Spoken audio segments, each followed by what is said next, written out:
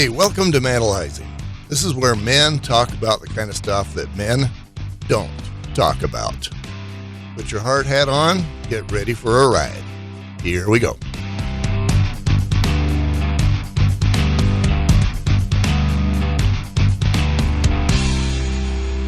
Hey, welcome to Manalizing. I'm Garth Haslem. In this interview, I interview nobody. I get interviewed. I'm interviewed by Howard Little. He's a good friend now. I interviewed him already. He's a cameraman. He's been all over the world, being a part of a team that does interviews. I understand that one of his interviews was the Dalai Lama. Here's my warning.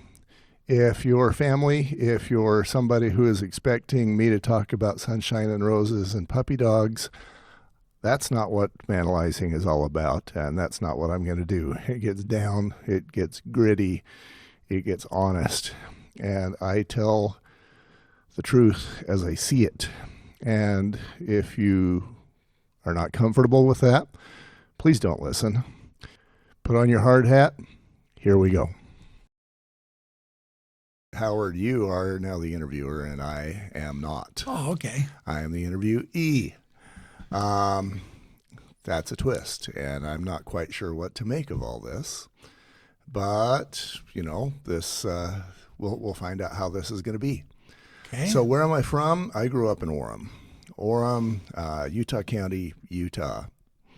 And it was a good childhood. We played kickball in the street. I was a DJ in high school. I found out that I love talking to a microphone. Okay. And my mom decided one day that that talking to a microphone for a living wasn't going to pay enough. So she strongly encouraged me to go get an engineering degree. I had a brother-in-law who had that civil engineering degree, and it seemed like it was doing him okay. He had a house that at the time was very nice. He had a piano. And that seemed like the life. And she decided, and I accepted, that was going to be my life. So got away from talking to microphones, and I did the engineering. During school, I'd always gotten pretty good grades. And math wasn't that hard, so I figured I could do the engineering, the math side. It was hard. It was hard in school. I wished that I could get C's. I wished that I was in the middle of the class, but I was not. I was usually in, towards the bottom 25%-ish. Caused me a lot of heartache and heartbreak because I wasn't used to being there scholastically, but I finished. I got the degree, and then I went out into the world and got a very boring job as a civil engineer. So you're very passionate about that job, sounds like. My first job, I had one job after another that I wasn't well suited for. The first one, I was a planner for a small town it's over by Camas. It was Oakley Town. And they had, a few hundred people there. And I was planning for way into the future. I was planning for 1995. Actually, no, it would have been 2000 and something. I was planning for 20 years into the future. At the time, it was like 1984, I guess. And I was like, what? I know how to run a calculator. I know how to do calculus. I know how to do algebra. I've been through some accounting courses, but what makes me think that I am capable of planning for this town? The answer is really nothing. And didn't do very well at that. Next thing I did was building roads. I hired on at UDOT. And they said, okay, you're in charge of this project over here. That was in Magna. They had a bunch of dirt they'd torn up. And I was responsible for making sure that the contractor did the job properly and then documenting everything. And I'm like, again, I know how to run a calculator. So you're under budget? Were they under budget? That wasn't even part of my job. Oh, okay. Um, I was there to make sure that if the contractor did something wrong, that he knew it and that he knew what he was supposed to do to fix it. Mostly, I was there. You've heard the stereotype of the highway worker inspector. One guy that shovels the dirt and six guys that watch him. I was one of the six guys. Okay. Not rewarding, not interesting, not something I wanted to do. But hey, I was an engineer. And so that was my career until I finally put an end to that, or had it put an end to for me, and started getting into home inspections. And I started that in '93, and that was much better for me. I got to wear Levi's and tennis shoes. I got to be outside. I didn't report to anybody who was a boss other than the wife. So you're married at this time. Yes. Okay. Yeah, I married in '85. Okay. And yeah, that was good for me. I liked not having a boss tell me that I was doing it wrong. And I liked the fact that I could make what used to be a day's wages, well, a couple of days' wages, maybe 3 days' wages in a morning. That never hurts my feelings. Yeah, I imagine not. So, yeah, that transition was, I was at the state again, this time doing drinking water plan reviews, more accounting, stuff that, again, I wasn't well trained for and that I didn't enjoy. And I started I was balancing the home inspection with this job, and I quickly came to the realization that even if I only did a couple of inspections per week, I was making as much or more than I was being paid for the whole week of work. So I used up all of my vacation, all of my leave, and there came a time where I had to choose, and it was not a difficult choice. So I worked up something with Pleasant Grove City, where I was their city engineer, with Rural Water Association, and now I was making more in 25 hours per week than I had been making in 40. It was terrifying for me, though, because I had contracts for 1 year. And I would wake up pretty much every morning thinking, after a year, I got to go find a job again. And that just terrified me. The last thing I ever wanted to do was go get a job again. Not well suited for a job. Kind of need to be my own boss. So, I worked hard. I got my home inspection business going, and at the time, I had a lot of financial demands because now I'm divorced. Well, no, I guess that actually came a little later. But there did come a time where I was divorced, and now I had to basically pay for two families.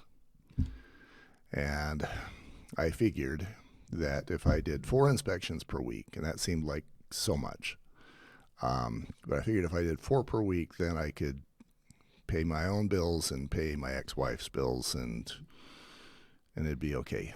That has taken me to, fast forward now 30 years from where I started home inspections, and now I'm just tired of home inspections. It's been very good for me. It's been good to me in every way, but been there, done that. And it earns a living. It earns a nickel. I've learned some things. I've podcasted about some things, home inspection. But it's just a thing. It's just a way to earn money. There's more. Mm-hmm. And so I was hunting for whatever more is. We all want to know what our purpose is. And so that gets us to today. I'm doing Manalizing. This is my purpose. It's very comforting for me to know that what my purpose is, that this is it, and that I'm moving forward on it. When you talk about your purpose, how does that make you? I don't want to say how does that make you feel, but how does that? What's the difference between that and what you're doing before emotionally? Emotionally, it's the difference between the cup being full and running over and the cup being empty dry. Earning a living is great, but if all you're doing is just paying your bills, according to my brain, according to Right. how I'm programmed, if all you're doing is just paying your bills, you're not accomplishing anything. You're just living. You're existing. You're not being meaningful. You're not filling your purpose. You're not being valuable. You're not using the gifts that God's given you. I go back to the parable of the talents. Mm-hmm. It, and I have to say, I'm pushed hard to identify my talents and develop them and use them and make sure the world is benefited by them. And that's a very different thing than just earning a living. So you said your mother was the one who said, you got to go find something you make a real living at. Uh You know. By the way, some DJs make pretty good money. Some do. huh. Some of them do. On the radio. The radio guys do. They do pretty good. Um, why your mother, not your dad? Generally, it's the dad who comes. Your mothers have a tendency to say, "Go fulfill your dreams," but dads are like, "Get a real job. Make sure you can take care of your family, pay your taxes." That's the dad. What dad normally does. How come it's your mother? I remember, this is my best example of that. I remember once I was working at K96. Okay. 96.1. They were out of, I think they still are, out of Provo. They were a major player, but I got the Sunday morning 3 a.m. to 7 a.m. shift. Okay. And I was making. Well, you were a rookie. You were a rookie. Yeah, I was making, I don't even remember, whatever you made back in the late 70s for DJing. It was probably $2 an hour. I don't know. Mm-hmm. Maybe three. But so 2 weeks go by, I've worked 8 hours and less taxes. And I get the check in the mail, and it was for about $20. And my mom goes, "Yeah, let's see that. That's exciting." And I don't think she said that's exciting. She said, "Let's see that." And I yanked it away from her because I knew it was like $17. And I knew she would say, "Well, that's nothing. Why are you doing this?" I think for her, it was, "I want you to be able to feed your family." She did give me many a speech as I was growing up on, you've got to be able to pay the bills. You've got to get a job where, your house payment's going to be this, your utilities, you got a car payment, you got insurance. You got to make sure you get a job where you can pay. I think she was speaking out of her own reality because my dad was a clerk. He started as a clerk at Geneva Steel and he finished as a clerk at Geneva Steel 20 some odd years later. Very much a nerd.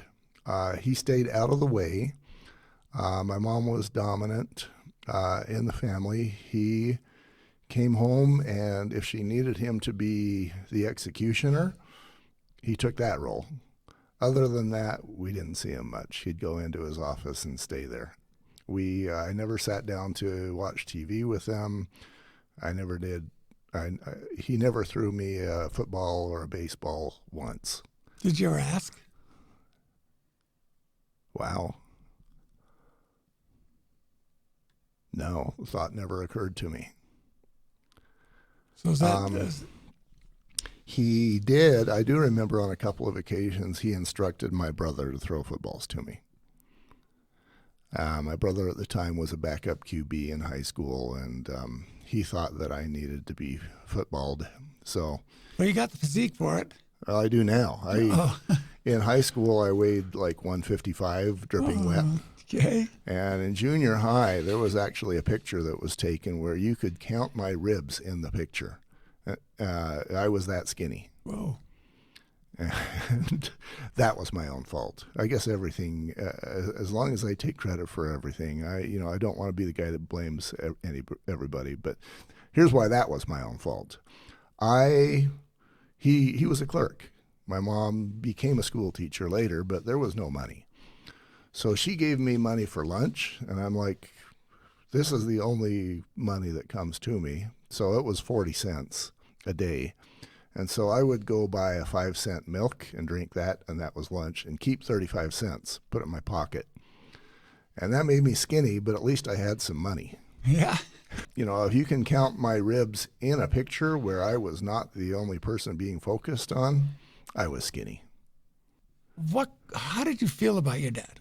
When you think about how did you feel then, as opposed to how you feel now about your dad and So there was a number of times that I got beat that I knew that it was either unjustifiable or the level of punishment was way beyond the punishment didn't fit the crime. right. Okay. And I swore up and down I would not be like him. And that's, that was those moments. The rest of the time when he just wasn't there, he wasn't there. He just wasn't a thing. He wasn't a part. And it wasn't a part that I wanted to be around. He tried on a couple of times to build something. He'd ask me to, not ask, he would inform me that I was going with him to little construction projects that he'd taken on. And I think that was his effort to try and do something. But, of course, being I don't know, it was probably 10 to 14. I didn't know, these little construction projects, maybe he was forming a porch or doing some sort of contracting. And he would have me be the, do the things that a 10-year-old can do, which is pretty much nothing. And we didn't talk. I didn't know that he could talk. He'd tell me what he needed me to do, and I'd do it to the best of my ability, and I'd stand there the rest of the time, and then we'd go home. So how do you feel about your dad? I'm going to say the love word, is that even part of your existence toward him and the reciprocation from him? Did you ever feel like he loved you? Oh, wow, that's another good question. That's never come up. Or were you just a responsibility for him? Yeah, definitely not the love. When he was 90 and I knew he was dying and I knew that I didn't want to feel guilty about having him die and me wish that I could be around him and get to know whatever, that's when I actually talked to him. I'd take him out to A&W because it was close, and he'd spit on my food because he was missing his teeth. Oh, so he did do it on purpose at least. Okay. But at that point in time, he really just wanted to, in his words, I want to go join my wife. She'd been gone for a while. She'd been dead. And that's really all he wanted to talk about. It's what he wanted to do. So I did the A&W runs out of duty. At that point, I didn't dislike him. He was just a person, and I could see that he had his own issues. But I can't believe I'm saying this, but I guess I didn't care about him enough to dislike him. So apathy. Yeah. It created apathy. Yeah. Okay. How does that make you feel now? If you do some introspection into what you just said, what does that do for you now? Yeah, being honest, I feel, my first thought is I feel like that's a sane reaction. That it would have been difficult for the 10-year-old me to go to him and say, hey, let's have a relationship. Oh, yeah, of course. Yeah. Let's play cards. Let's play with the dog. Let's play football. Wasn't him. He just didn't do that. He wasn't around to do that. So it sounded like it was actually a two-way apathetic relationship when you really think about it. And maybe that's where you got it from. Yeah, and in his defense, he learned that honestly. as he was growing up, there wasn't enough room in the house/cabin for him to be in. And this is in Vernal where it gets like negative Oh, 20. yeah. And he would sleep out in a tent because there just wasn't a space for him. He says that his dad didn't notice him until he was old enough to work. So he comes, like I say, he comes by it honestly. Okay. Can't blame him. It's what he learned. Yes, but you learned the same thing. You learned that same thing. You changed. I mean, you're not your dad. Uh-huh. I tried. I actually kind of went overboard the other way. Okay, tell me about that. So I have 3 girls of my own. First marriage. I'm going to not talk about the second marriage yet. My second wife has 2 boys, and so we went from 3 to 5. But with my girls, as I was doing the jobs, which were very much unfulfilling, of course, I decided that my purpose at that point was to raise them and have them be successful. And I didn't matter. But if they got into adulthood successfully, that was my win. That was my purpose. That was my meaning. And so I did everything I could to get them there. That worked to my detriment In what way? because my wife at the time could see that I would give and yield anything for them, that I would take anything for them.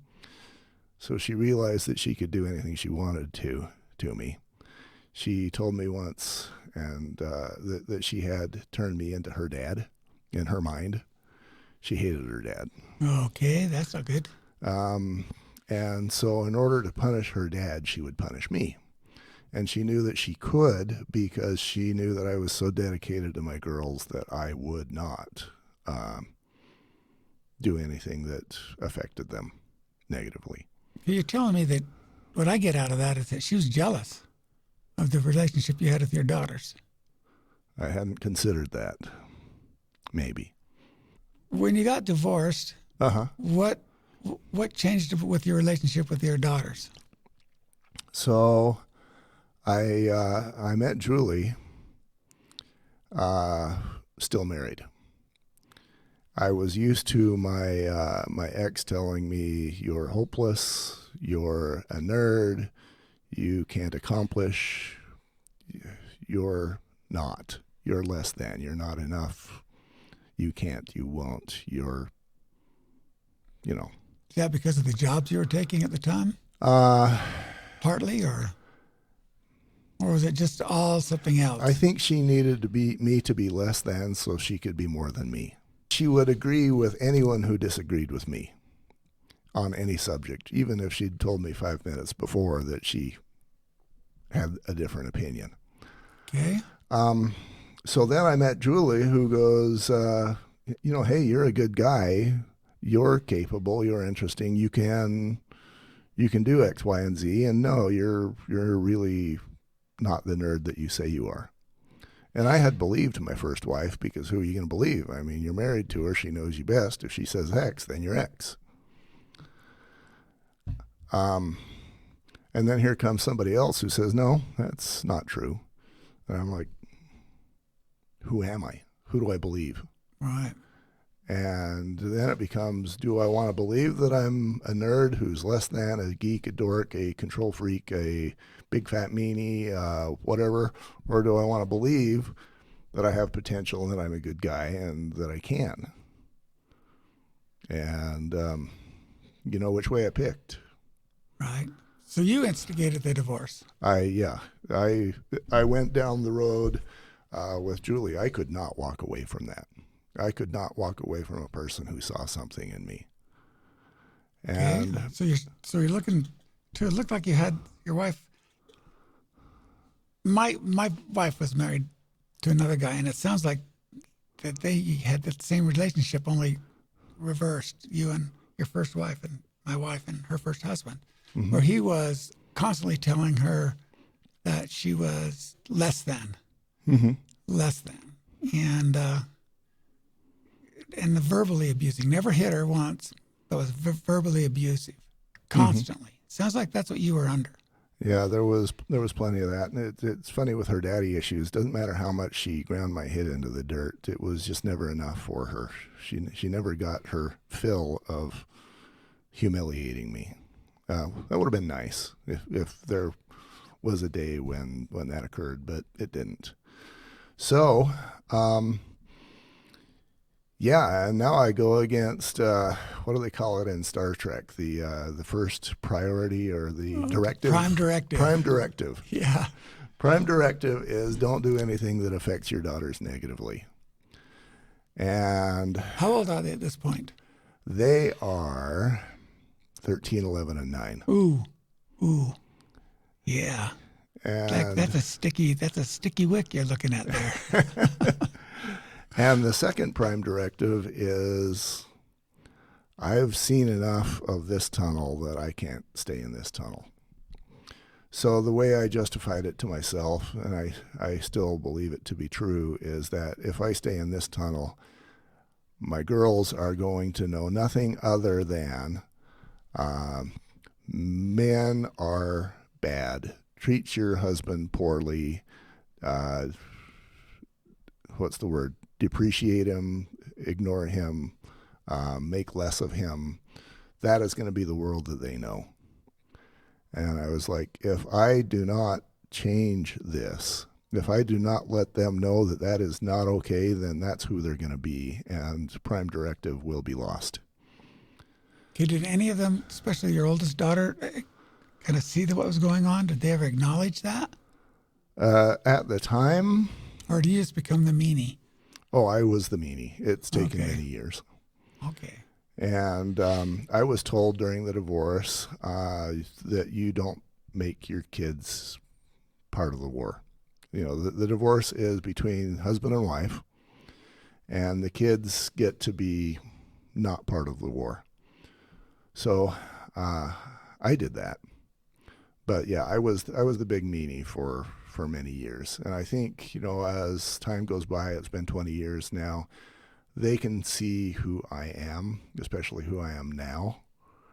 They don't see me angry ever because I'm married to a woman that calms me and feeds me and loves me and reassures me. And it's a very good life. I know who I am. I'm settled with it. I like it.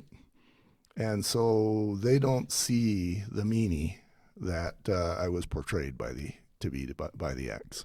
So I think they get it. But, you know, the last thing I'm going to do is tell them anything. Right, about the relationship. Yeah. Right. Okay, so you have two major, maybe even three. Well, I'm going to put your parents as one and then your ex-wife as another. Uh-huh. Two major influences in your life that weren't helping, that weren't guiding you, it seems like, helping you fulfill the measure of your creation. That's the way I like to put it. Uh-huh. Help you fulfill the measure of your creation. God put you here on this earth for a purpose. And are you going to fulfill that? And it looks like they were roadblocks to that for you. They were roadblocks for you to be able to fulfill the measure of your creation. And yet it looks like now you're heading toward that, if not got 3 feet into it already. 3 feet. Yeah. Well, 3 feet is just what I came up with. All right. I love 3 feet. I'm going to steal that one. Okay. So, yes. So that's kind of an enlightening moment for you when you kind of realize that you can break away and do you think you could have done it without the love of the good woman you have now? Not a chance. You wouldn't have done it on your own.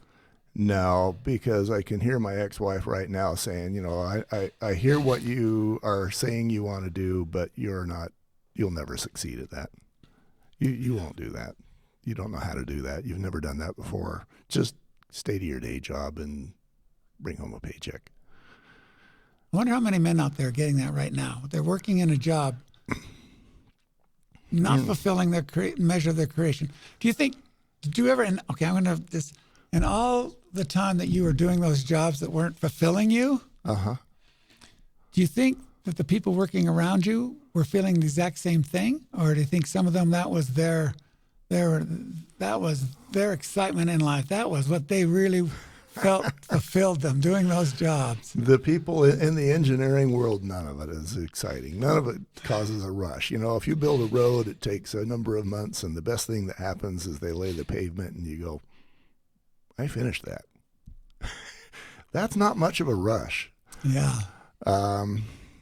Or, you know, and I didn't ever build a structure. I guess I was involved in building highway bridges.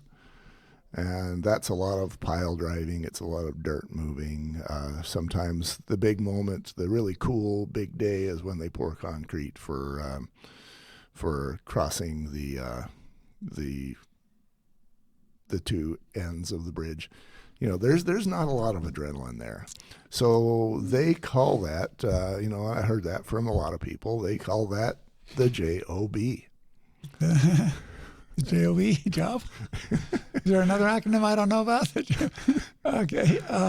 And, you know, and it's just what you do between 8 and 5 so that you can fulfill your responsibilities. So to answer your question, yeah, I think most of us guys, I'm going to say high 90s%, we wouldn't do what we're doing if we had any other option. You know, the boss sucks, the coworker sometimes sucks, the job sucks, but you got to do it because you're the man and you got to make the money.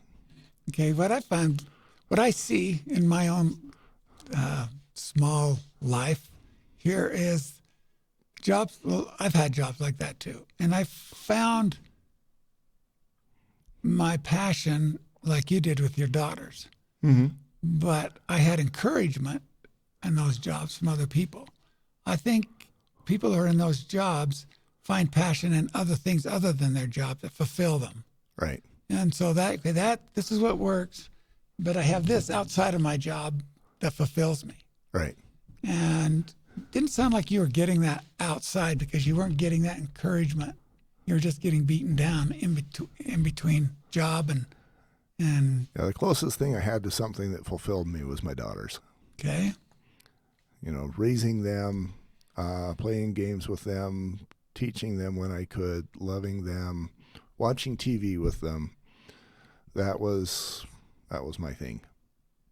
Okay. I didn't feel like I had license to go take a karate class or I'm taking voice lessons now, but I didn't even think about doing that back then. To walk out of the house when I could be near my daughters just wasn't an option. Do you think counseling would have helped you? Absolutely. Because, and this is the reason why all of that is all my fault. Because if I would ever just once stood up and said, no, this is not going to happen. I am going to be a relevant part of the family. I'm going to be respected by you. I have principles that I would like reflected in the family. I'd like to do family night. I'd like to pray together. I would like, you know, and all those things I would have been abused for. Okay. But if I would have stood up and said, no, this is not how I want things, and it's important to me, and if it doesn't happen, then I've got a choice to make. So you can have what you say you want, or you can take a risk on not having me around. I never said that. I didn't give her that choice, and that is why it's my fault. Okay. I can see where that would have. Do you think that you were like you were because of the relationship you had with your dad? Not standing up to your dad? I mean, did you ever stand up to your dad, ever? Oh, not a chance. Ever? I would have been killed. Okay. Was he a big guy? Bigger than me. Everybody was bigger than you. You couldn't see his ribs. Okay. All right. Do you think you didn't stand up to your dad, or you didn't stand up for what you really wanted to do coming out of high school? Do you think that had an influence in why you didn't stand up to your wife? Did you think she was right? Of course I did. Okay. Yeah, she, like I say, she knew me. She was around me as much as anyone, and if she said I was X, then I was X. Who's going to argue? Yeah, your soul.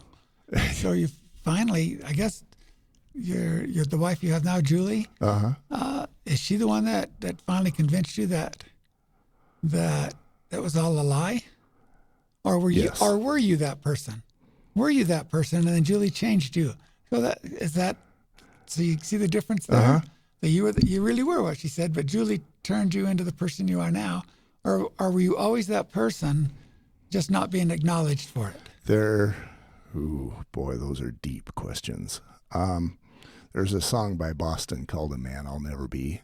Okay. And they're talking about how they will never be the man that she sees. And you could tell in the song they're about to break up with her because they would like to be who she sees, but they can't. Only in Julie's case, I actually was so intrigued by what she saw. I didn't think I was that man, but I was so intrigued that I could not pull away from that. You know, how do you choose commitments over hope? You know, which one of those are you going to choose? So, Always hope. Yeah. Otherwise, you become diminished. Yeah. So ask your question again, because that's such a good question. I want to make sure I get it answered. Okay. The question is, were you that person your first wife was telling you you were? Or were you always the person that your second wife said you were? You just didn't acknowledge it or didn't bring it out. It was like you were so crushed by it that you couldn't like acknowledge who you really were inside. I think the answer is both. When I was around my first wife, I was less than. Okay. I was incapable. I got fired a lot. She had reason to believe I was less than. Okay. But around Julie, now I'm a very different person. I'm confident. I know who I am. I succeed at business. I make so much more than I ever thought I would make. She saw a man, and she created that man. Was it in me? Yes, perhaps, but it was buried deep. She saw it. She built it. She created it. I am who I am now because of Julie. Okay. Okay, now this is hypothetical. Okay, you said that and you believe that, and I believe you. But I'm going to just twist it just a little bit. Good. What if you hadn't met Julie, but you still divorced your wife? What do you think would... I know that's a hypothetical, and we don't dilly-deal in hypotheticals that much. Oh, but I live and die. I live and die on hypotheticals. Okay. Because I'm looking at that person that you had buried deep, and if you'd have just gotten the divorce, would it push you even deeper, or do you think you would have like pulled yourself out without Julie? Maybe. I'm going to go back even a little further, and if it's and it's not necessarily for me immediately divorce or not divorce. It's live with the condition that I have, or make it clear that I no longer accept those conditions and things will change. And I don't have to enforce it through sheer force, but I always have the ability to leave the marriage. And actually, I think my ex-wife, though she tried to project being in power, in control, do what I tell you, I think she was probably psychologically weak enough, which is why she did it, that if I would have stood up and said no, this is going to be how things are changing, and if not, then I'm gone, she would have picked door number 2. And I accepted that. We never had a lot of money because there was one income and 5 people. Yeah, that's hard to venture out. Venture out into new frontiers. It's hard to leave. Okay, I know we're not making a lot of money, but we are surviving. What happens if I try to break out and fulfill a dream, and it fails? We starve, we lose our house, we lose our car. Those are all part of being that man with that responsibility. Yes. Did you feel that? Oh, absolutely. Because, what I was making, especially when I was at the state, you'd get a paycheck every 2 weeks, which means there's 26 paychecks per year, Mm-hmm. which means that there's 2 months where you get 3 paychecks. And so we'd actually rely on that. And it came to the point where the third paycheck just brought us back to zero.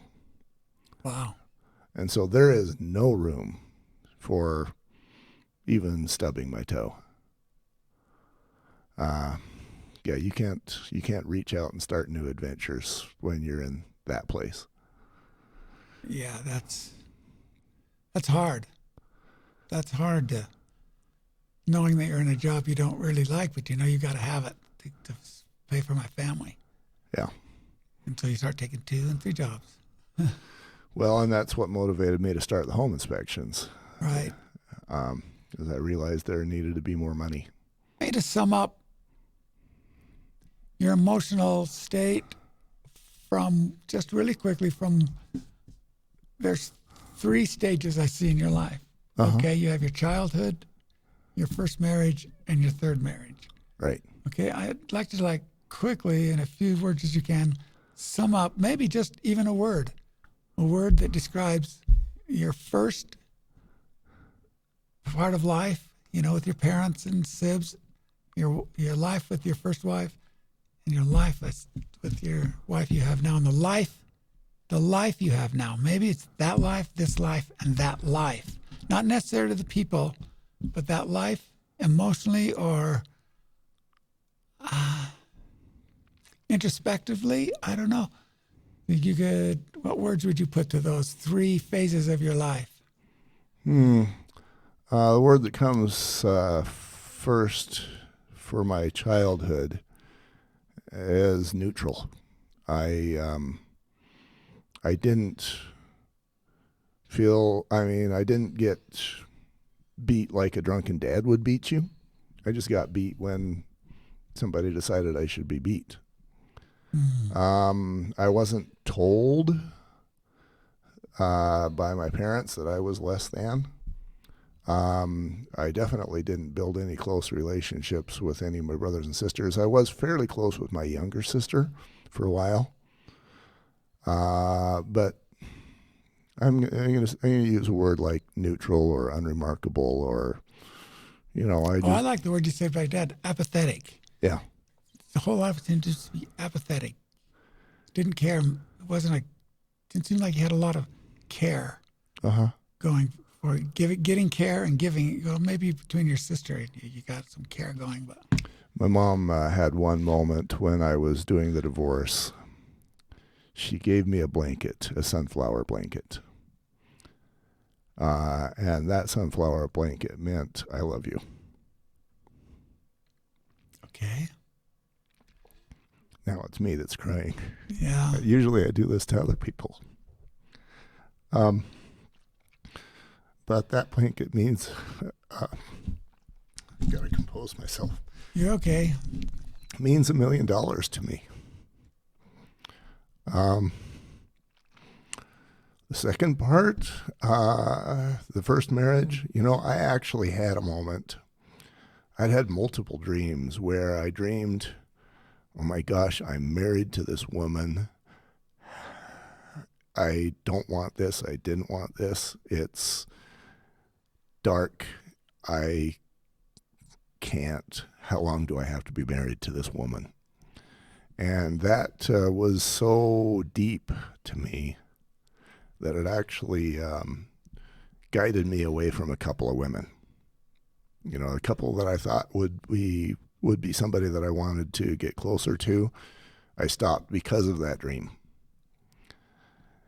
And then on my honeymoon, I had that moment sitting at a table in Hebrew where it was like, oh, that's the woman that is the reason for your dream. And I don't know if I made this up in my brain, but it feels like at that point in time, the answer was 18 years. And I did get divorced after 20, I believe. Is that right? No. 93 to 2001. 18 years. Yeah, you're the mathematician. I would have not. So yeah, I had to put up with that for 18 years. And the word for that, I mean, there was a lot of good days because I loved my girls. I would go in at night and I'd tell them a story, and they would tell me they loved me, and those were good times. Sounds like the good word, would that be conflictive? It's conflicted? Good word. Conflicted with the love for the daughters and the abuse from the Yeah, spouse? yeah, that's a fair statement. Towards the end, it did feel more like a cave, a dark cave. Okay, yeah, I can see that. Now, Julie, that's just sunshine. She is the queen of sun, sand, surf, sea, and sunshine, and just happiness, joy. And she's a great cheerleader. She knows how to love. I had after I married her, there was a lady who I think she probably had a thing for me, and she knew that Julie didn't cook, and she Okay. and she knew that Julie was off to One prepaid of those legal strength conventions. things, not hers. Those cooking things, not her strength. One of those. And she knew that Julie was gone, and she knew I didn't like it. She knew I was left to be a parent, but not be a parent for some difficult children. And she goes, "Why did you marry her?" And I thought about it for a second, and I said, "Because she loves me." And that is still very much why. That woman knows how to love. She sees a man that I love, that vision, and I love becoming that. She's created a very happy and content and fulfilled man who is chasing his vision, his purpose. I have a perfect life right now, and much of that is because of Julie. Great. She asked me if we were going to stay married after this interview. I guess that's true. Yeah.